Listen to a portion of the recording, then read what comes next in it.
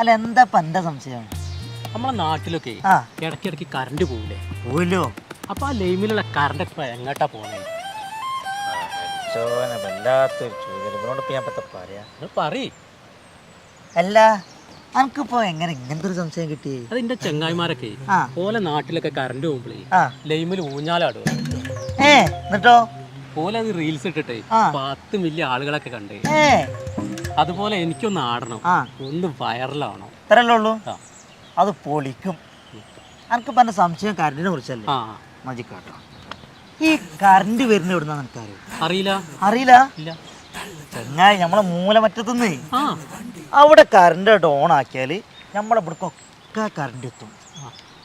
അവിടെ current of ആക്കിയാലോ ഈ കറണ്ടൊക്കെ അങ്ങോട്ട് തന്നെ പോകും. അതിപ്പോ എങ്ങനെ? സുനി ഇവിടെ വാ. എൻ്റെ അവിടെ കോയില്ലേ? ഈ കോയി രാവിലെ അങ്ങോട്ട് പുറത്തിറങ്ങും കൂട്ടുന്ന് ഇല്ലേ? പുറത്തിറങ്ങും. ഒരു വൈകുന്നേരം അതുപോലെ കൂട്ട് കയറും. അത്രന്നെ ഉള്ളു ഈ കറണ്ട്. അപ്പം കറണ്ട് കമ്പനി കറണ്ട് ഉണ്ടാവില്ലല്ലേ? ഇല്ല ചെങ്ങായി, ഇജ്ജ് അങ്ങോട്ട് നോക്കിയാ ആ കമ്പനി എന്താ എനിക്കത്? ഇല്ല. ആ പോസ്റ്റ് അങ്ങോട്ടും ഇങ്ങോട്ടും മറിഞ്ഞു വീഴാക്കാനാണ്. അപ്പൊ കറണ്ട് ഉണ്ടാവില്ലല്ലേ? ചെങ്ങായിനോടല്ല ഇപ്പൊ ഇത്ര നേരം പറഞ്ഞ്.